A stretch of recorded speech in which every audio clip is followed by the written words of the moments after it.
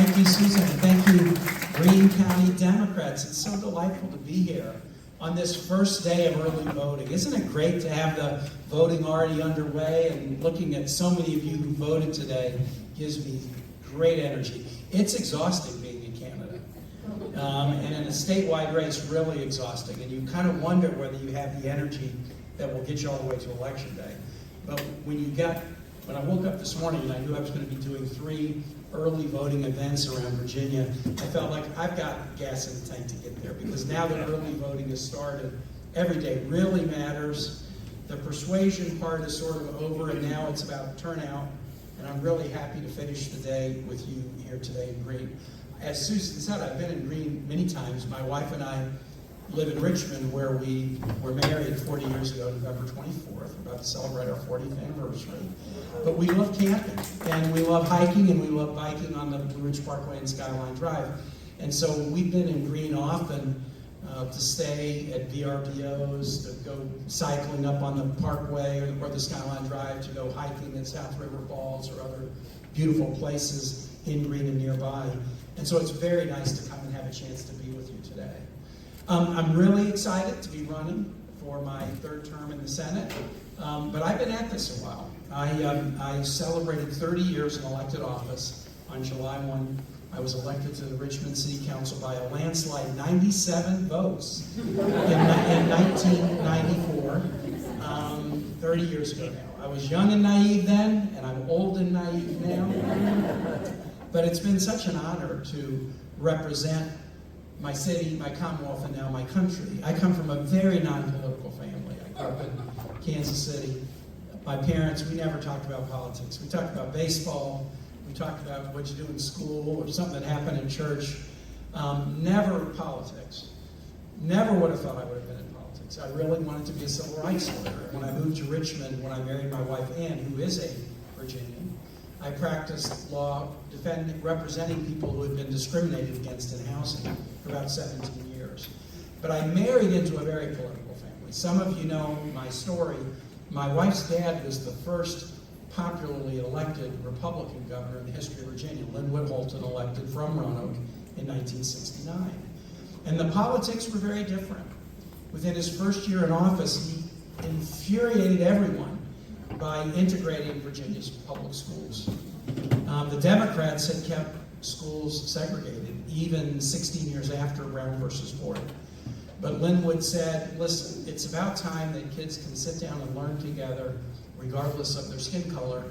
And with my wife and her siblings, he said, we're not only going to stop fighting integration, my kids will all go to integrated schools in Richmond to set a model for what others should do. So needless to say, marrying into that family, having my own civil rights background, my passion during the 40 years that I've lived in Virginia is just helping people, whatever their skin color, whatever their accent, whatever their country of birth, whatever their religion, whoever they love, helping everybody be all we can be. And that's really the value of the Democratic Party that probably is an underlying reason for all of us saying that we're Democrats. Democrats believe a lot of different things. It's hard for us to get organized because we all have different messages. Will Rogers said 100 years ago, I don't believe in organized politics, that's why I'm a Democrat. It's funny that that still kind of sounds true 100 years later, but the real underlying foundation of the Democratic Party is a belief in the equality of every person, and the belief that we need to continually discover what that means. You know, those who fought for equality after the Civil War and rewrote the Constitution so that newly freed slaves could vote and participate, they didn't understand that equality meant that women should be able to vote too. And those who eventually, decided, oh wait, equality should apply to women too, they didn't believe that meant that we should have marriage equality. And every generation in this country looks at that equality promise and realizes there's more to do. There's more to do, and there's more to do today. And the folks who are getting it done during my lifetime have predominantly been Democrats. I want to say a word about my race. I want to say a word about the congressional races. And then what I really would like to do is to talk about the presidential race, because I know Kamala pretty well. And I want to tell you a story about her that exemplifies, in my eyes, what kind of president she'll be. And then I'll conclude by by urging you to do all you can to make this happen. First in my race, I am very excited to be running again. I have worked my way up. There's no seniority system like the Senate seniority system. You really got to step at a time, but having been in for 2 terms now, I do have great committees, as Susan said. On the Armed Services Committee, I chair Sea Power, Navy, Marine, Ship, Subs. Really important for the country, really important for Virginia, really important for the dad. My oldest boy is a Marine reservist now. We did 8 years active duty and 2 deployments, so it's very important to me personally. I chair the Foreign Relations Subcommittee on the Americas. I was a missionary in Honduras. I'm fluent in Spanish. I can travel anywhere in the Americas except Quebec, Haiti, and Brazil without a translator. And what I've learned when I'm traveling without a translator, I go into a meeting with the president of Guatemala, where I was recently trying to avert a coup. The president had been voted out, and a new incoming president was a month away from coming in, and the outgoing administration was trying to block President Arevalo from taking office. In a sad familiarity that reminded me a little bit of what happened a few years ago. So last December, I took a group of 7, and we go to Guatemala, and we sit down with the outcoming, and then we sit down with the ingoing. But when they talk to you, they're expecting you to wear translators' headphones. And when you don't, they're a little bit surprised. But when you respond back in their language, not English, in Spanish, and show you can dialogue with them in Spanish, the most common thing for a head of state to say is cancel my next 3 meetings, because we can really, really talk. I love the ability, and with 10% of Virginians being Latinos, chairing the Americas Subcommittee of Foreign Relations is powerful. And then I'm on health, education, labor, pension. All of healthcare, all of education, labor and pension issues, taking advantage of the work that I had done as a mayor and governor before I got to the Senate. So I love the work. I love my staff. I've got some great staffers here with me, campaign staff, Senate staff. I love my colleagues. But the thing I love most is this. You know, the thing I love most is not the 36 weeks a year I'm in D.C. What I love most is the 16 weeks a year where I'm traveling around Virginia, where I'm sitting down at tables with people who are sharing their challenges, or sharing their aspirations, or sharing innovative strategies they've cooked up to do cool things that I then take back to Washington. I love showing up at the Floyd Country Store and playing bluegrass music on Friday nights with whoever's there. It was the Leftover Biscuits last time I played. I love showing up at the Gay Likes Fiddlers Convention. I love the fact that I know coal miners in Appalachia and oystermen and women on the Eastern Shore. The diversity of this state, the beauty, the physical beauty of this state, the resilience of Virginians gives me great hope, and the arc that Virginia has been on. When I moved to Virginia in 1984 to get married, my wife and I put everything I owned in my Ford Escort in Kansas City, and we drove I-70 to St. Louis, and then I-64 to Richmond, 1,100 miles. August of 1984, coming to a place where I only knew one person in the whole state, my fiance, Ann. We crossed the border from West Virginia into Virginia on I-64. It's August of a presidential year, and about 50 miles in, I said, how come there aren't any Democratic stickers on any of the cars that we've been going by? Kansas City was a pretty Democratic town. I moved into what was then a very Republican state. After Virginians voted for Harry Truman in 1948, and he turned out to be a civil rights guy, Virginians became Republicans in presidential elections all the way until Barack Obama, with the one quirky example of 1964 when we went for LBJ rather than Barry Goldwater. That was the state that I moved into. We were not that socially welcoming. We were not politically progressive. We weren't that economically dynamic. We weren't that focused on educational attainment. The best part of this job, the entire 30 years of it, has been that my wife and I have been able, with all of you, to put our little thumbprint on an arc of progress that is probably one of the best political turnarounds in the United States in the last 30 years. There's nothing we're doing that we can't do better, but we're more socially welcoming, we're more politically progressive, we're more economically dynamic, we're more focused on education, we're living much more in accordance with what we say about ourselves. We're a commonwealth, not a state. A commonwealth, the wealth we hold in common, it's a community word, and we're living so much more like what that word means than when I moved here 40 years ago. That's the part of this job that I love the most, that I walk into any room and walk out a little bit smarter, a little bit more inspired, a little bit more impressed with Virginians. That's the part of the job I love, and that's why I'm so excited to be running. And there's a lot of work to do. We got to do more to reduce gun violence. I'm so saddened by the kids who are in fear to go to school. I'm so saddened when I hear a teacher tell me, as one recently did, you know that moment of silence at the start of the school day? I always know what every person, every adult in the building is thinking during that moment of silence. Let today not be the day. Let today not be the day. We've got to do more to tackle gun violence.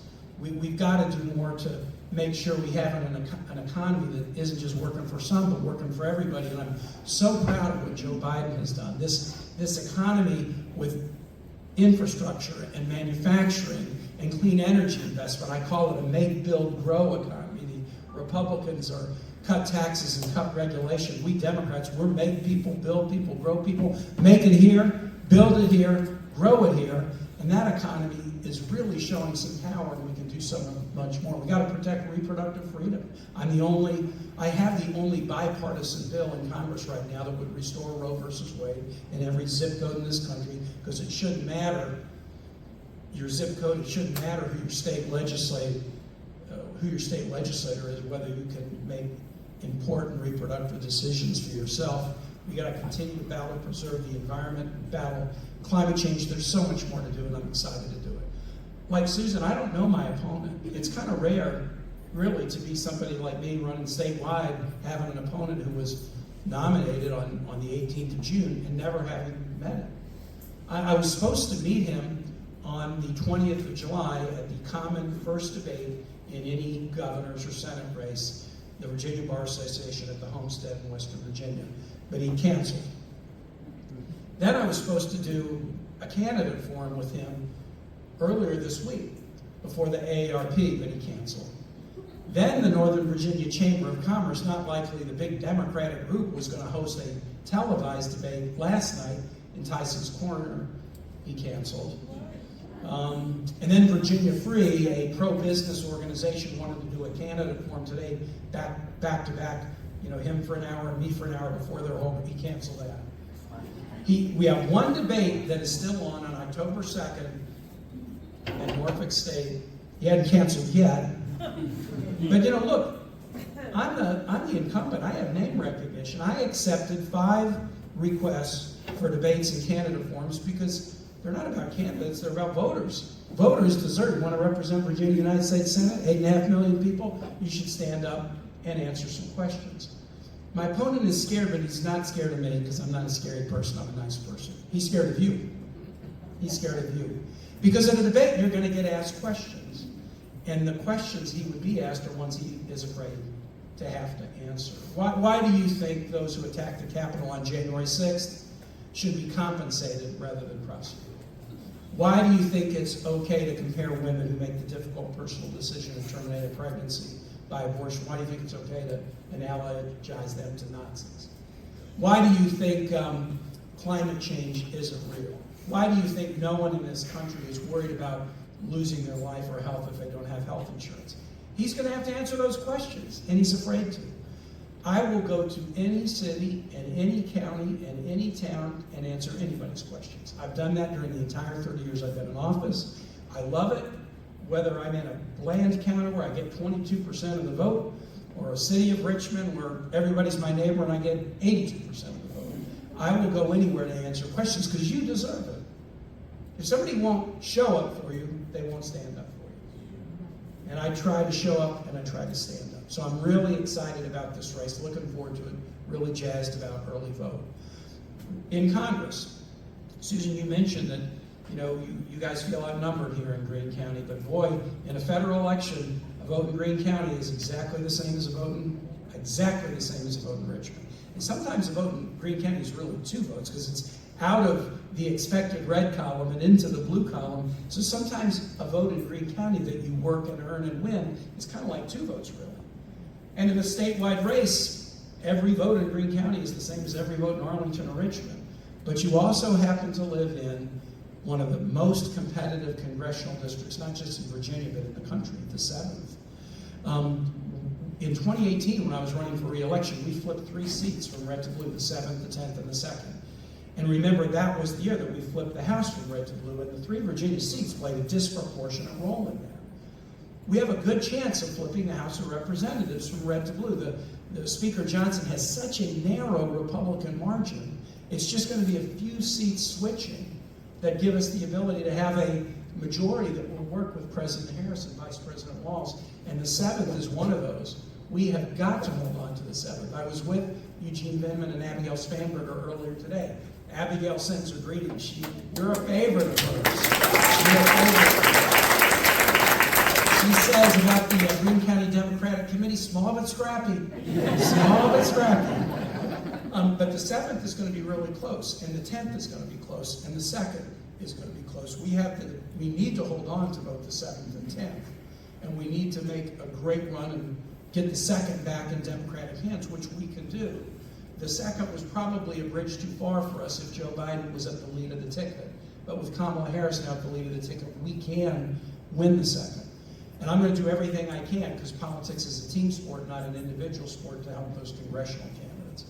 Okay, now what I really want to do, the main thing I want to do is talk about the presidential race. Joe Biden did a very patriotic and very difficult thing. Very difficult. Joe Biden has done a wonderful job as president. Jobs are up. New business registrations are up. The stock market is up. The uninsured rate is at the lowest it's been in history. We're expanding alliances around the globe. We've dealt with inflation better than just about any other country in the world. And yes, there's more to do.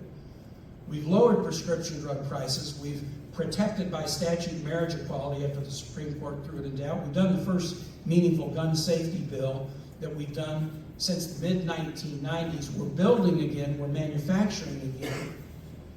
Joe Biden has done a great job.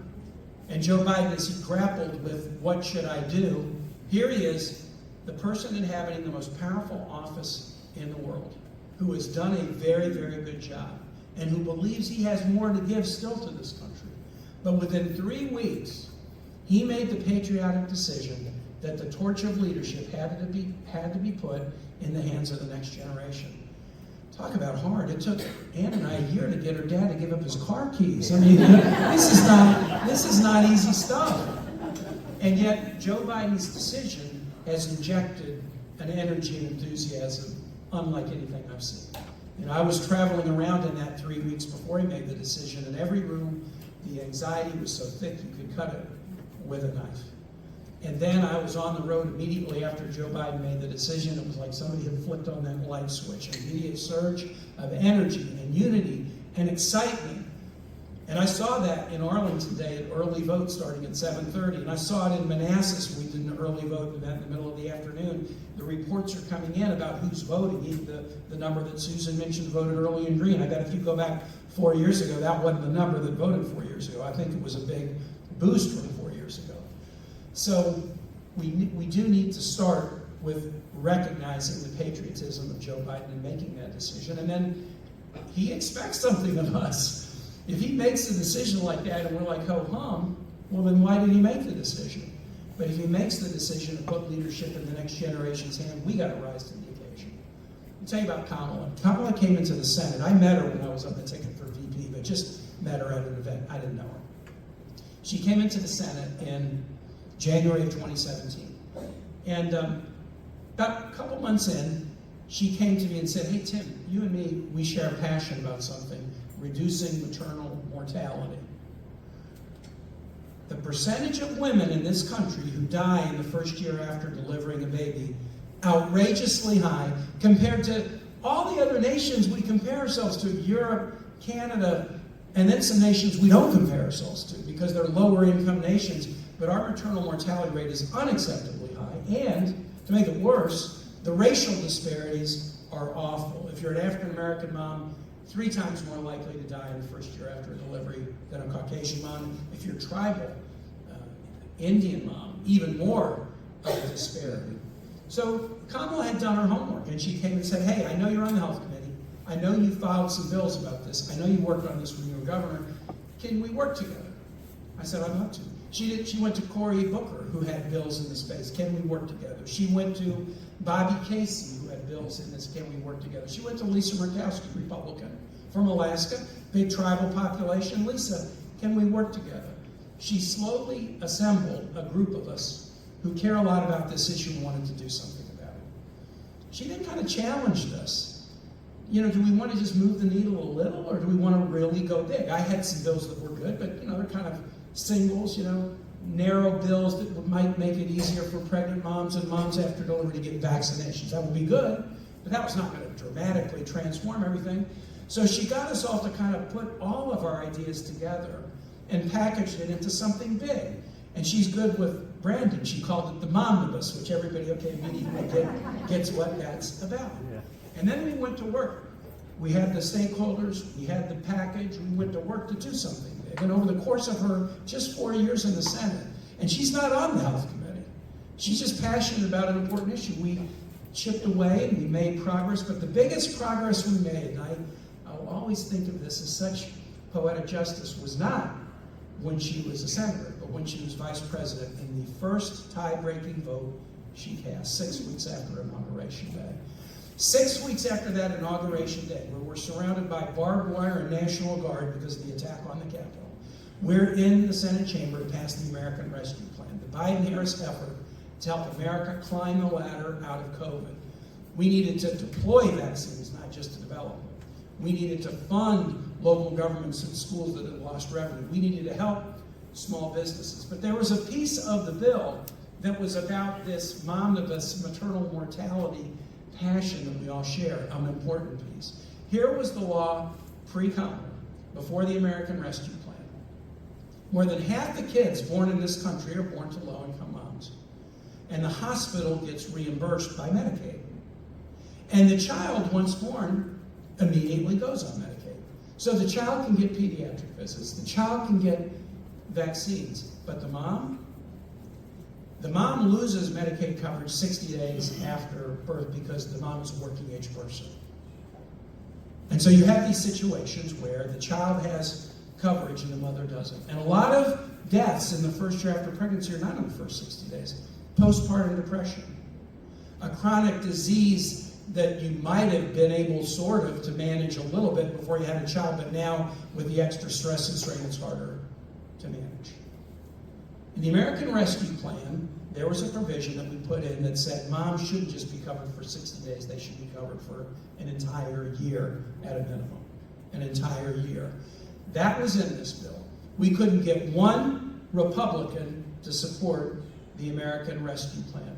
And Kamala Harris, who had made this an issue that she championed, got to cast her first vote as vice president. She's cast many since, but her first vote as vice president was to forward the American Rescue Plan so that we could get this done and we could do something for moms, and by doing something for moms, do something for kids.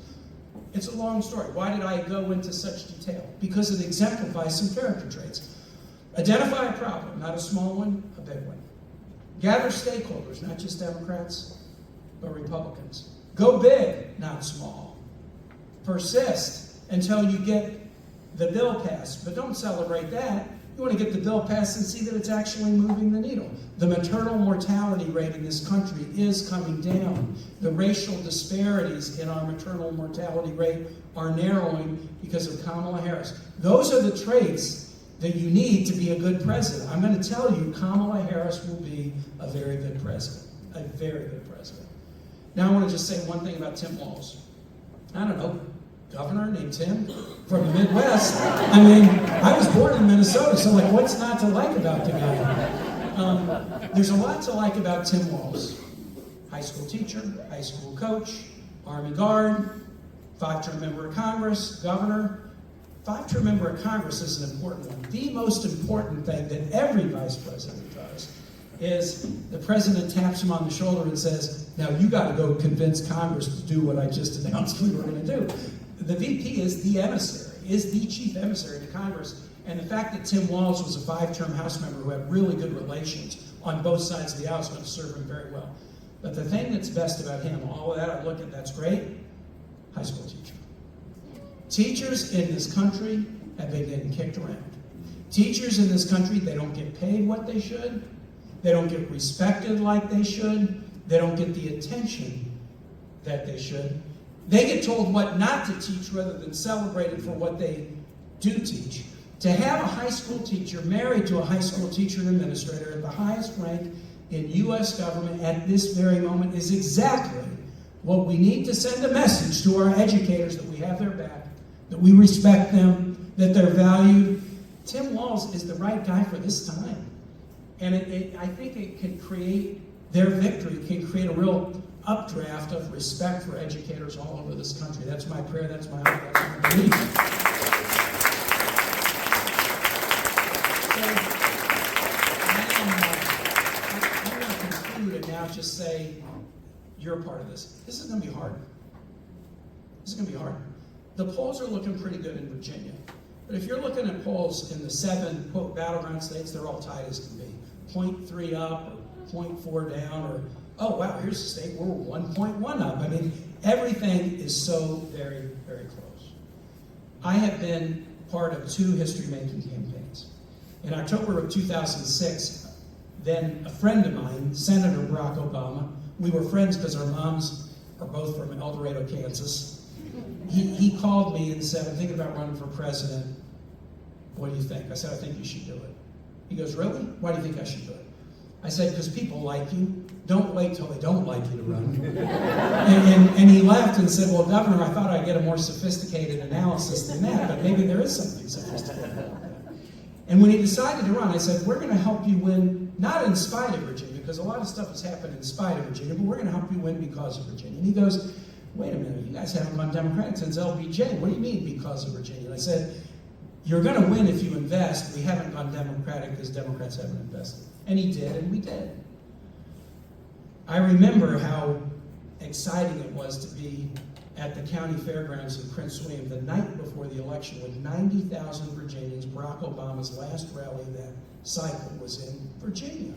That hadn't gone Democrat since '64. And I remember how excited I felt the next day watching the celebrations at Grant Park, but it was hell getting there. Yeah, a lot of excitement at the end. It came out well, but it was hell getting there. It's not easy making history.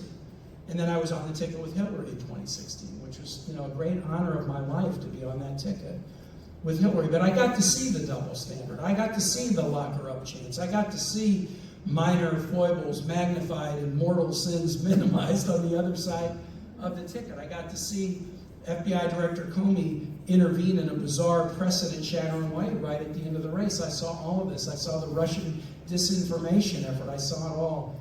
And I learned, again, what I learned in 2008. Making history is hard. In one instance, we succeeded.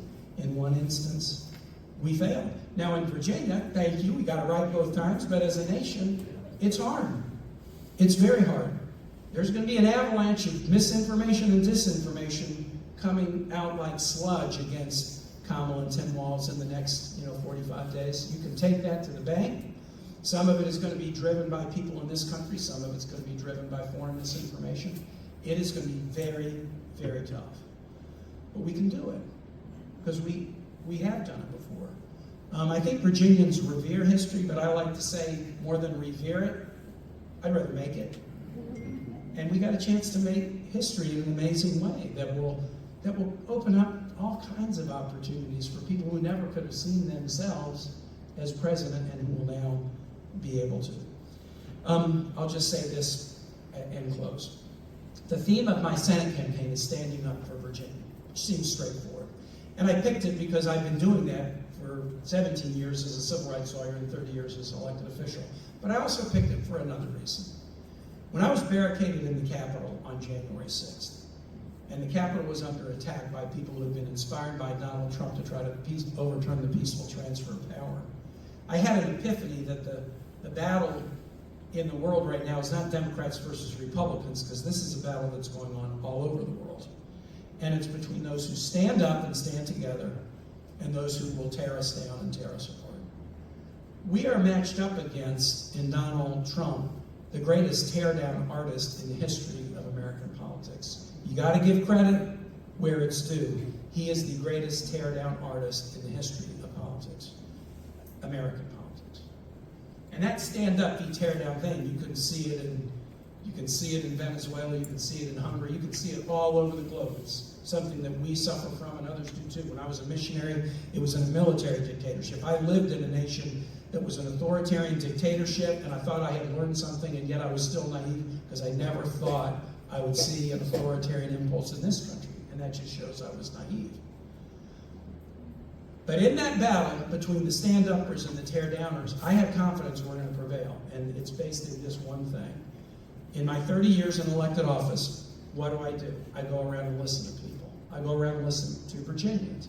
I listen to Virginians at the store, at the church, at the school, at the business, at the synagogue, at the mosque, at the temple, on the soccer field, when I'm at a Richmond Flying Squirrels minor league baseball game. I listen to people. I listen to people in rooms where we're trying to solve problems. My favorite listening story is this. I'm driving on Broad Street in Richmond when I'm mayor, and somebody rear ends my vehicle. Police come and they're writing this person a ticket. And the police officer says, "Mr. Mayor, are you okay?" And the guy goes, "Wait, you're the mayor?" "I'm the mayor." "Hey, there's this zoning issue coming up next week. I listen to people when they're getting written tickets for running into my vehicle." So what have I learned? I've learned Virginians are stand-up people. Virginians are not tear-down people. Virginians are not primarily, complainers who are looking for somebody to blame, somebody to scapegoat, somebody to kick around. Virginians are stand up, roll up your sleeve, solve a problem. If I can't solve it all, can I solve half of it and solve the other half? That's the kind of people we are. Even in tough times, maybe especially in tough times, that's the kind of people we are. And my gut sense of who we are tells me that things are going to be just fine if we just stand up. And I believe we are going to stand up. And I thank you for having me tonight.